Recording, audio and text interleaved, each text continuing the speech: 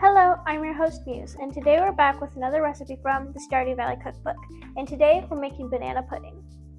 In the game you get this recipe from watching The Queen of Sauce, and here it makes 4 servings, but there's ways to make 6 to 8. Now in a large saucepan you're going to put it over medium heat and pour in 3 cups of whole milk, then stir it occasionally for 6 to 8 minutes until it starts to steam, and then turn the heat off and let it sit there. Now in a large bowl we're going to whisk together 2/3 cup of sugar, 3 1/2 tablespoon of cornstarch or tapioca starch, and 1 teaspoon of salt.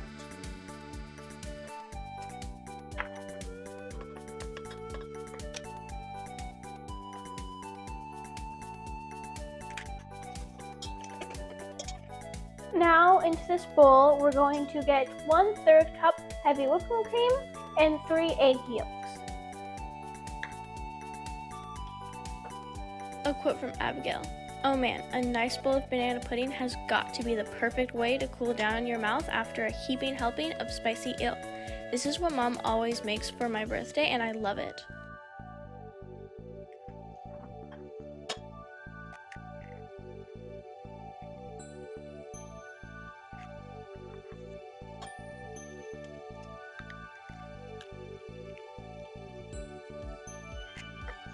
Now that we've whisked all of that together until smooth, we're going to pour in half of our milk from the saucepan slowly and whisk it in.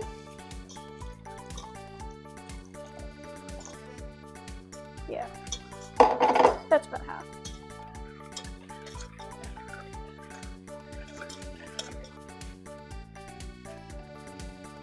Now we're going to pour our egg milk mixture into the rest of the milk.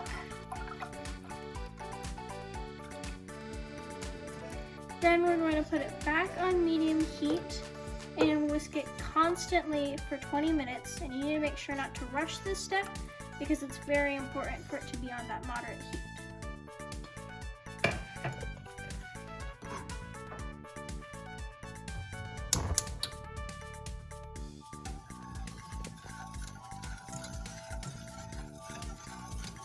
And we're waiting until it bubbles.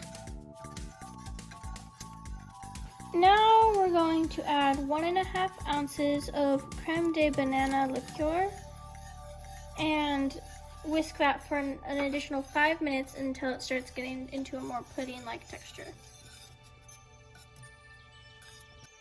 Now we took that off of heat and we're going to add 1 teaspoon of vanilla and 2 tablespoons of cold butter that's been cubed. We're going to once we put all that in, we're going to whisk it until the butter is melted.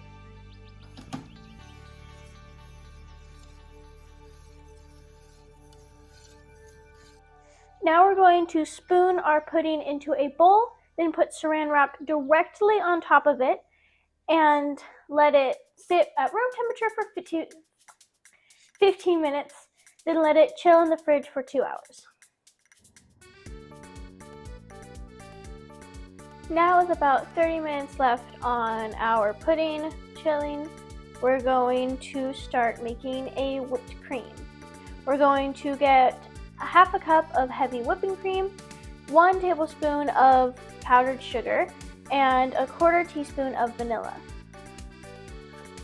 So you're gonna whisk it together, and it says to whisk it vigorously until there's medium stiff peaks.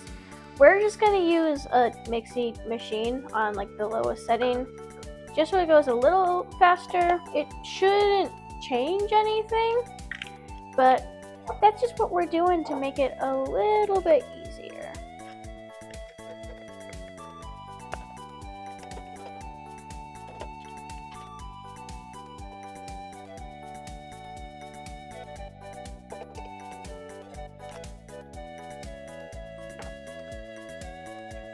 Now here we have 4 out of our 5 small ripe bananas, and we're going to cut them on the bias or kind of diagonally into 1/4-inch pieces. So we took out our banana pudding, and now we're going to prep things. We also have these vanilla wafers here. It says like roughly 70. It kind of depends though because of the Queen's tip, which says that, because here we have, let me slow down. You need to grab like a 16-ounce like red wine glass, but we're going to use smaller 8-ounce wine glasses. And in the Queen's tip, it says if you want to do smaller servings, that you can get something that's about 1 cup for 8 ounces. And then just kind of scale things down to fit that better. So you're going to then also separate your bananas into 8 pieces or 8 stacks normally, but we put them in 12 just because we're doing 6 of the glasses. And then what you're going to do is you're going to put a 1/4 cup of your pudding in. Then you're going to put in one pile of your bananas, then a layer of vanilla wafers, then another 1/4 cup of the banana pudding, and about a 1/4 to an 1/8, depending on your serving size, of the whipped cream. Then you're going to get another batch of the banana slices and another layer of wafers. Then you're gonna put the remaining pudding on top, however much is left. Just if there's room, put more on. Now that we finished doing that, we put plastic wrap over each of the glasses, and we're going to put them in the fridge for 3 hours and up to overnight.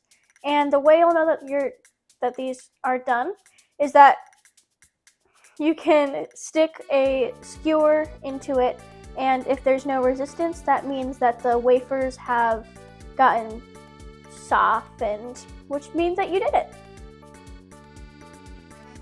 So it's the next day, and we're going to make another batch of the whipped cream.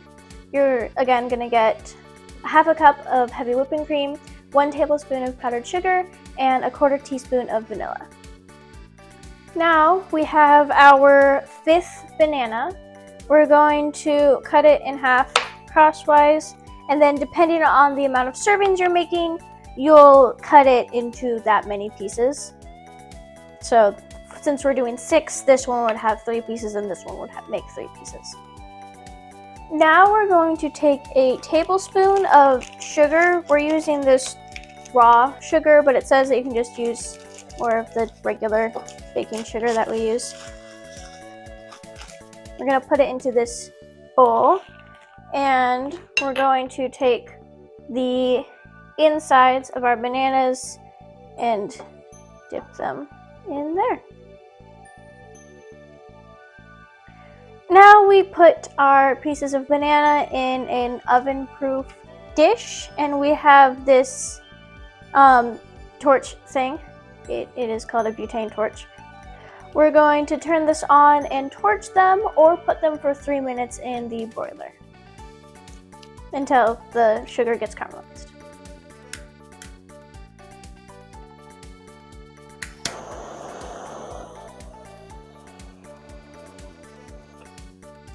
We crumbled up the last bit of our vanilla wafers, and now we're going to assemble our cups. You're going to get a dollop of the whipped cream, then put in 1 of the caramelized bananas, and a sprinkle of your crumbled cookies.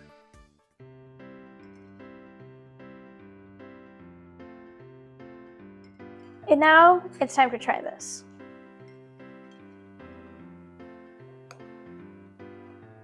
Kind of hard to make sure we get all the layers.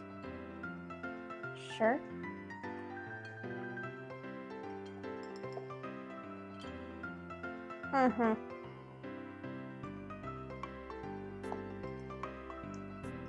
That is amazing. That is so tasty, and it's not overpoweringly sweet, but it's still definitely like that solid, like sweet treat, but you don't feel like you're eating an overly high amount of sugar, but it still looks fun and sweet, and it is. So definitely like great dessert idea, and especially in like the cups, it's super fun. And while it is a bit of a longer recipe with all of the waiting for it to chill, it definitely, with chilling time, you have time to do other things, so it'd probably be a pretty good event choice. And I think the different flavors mix really well. I like vanilla wafers and how they kind of get squishy, but you can at least taste the vanilla bits in there. And yeah, I probably will be making this for an event eventually. And now you know how to make banana pudding from Stardew Valley. If you enjoyed this video, please consider liking and subscribing. And that's the 6th recipe in the summer section.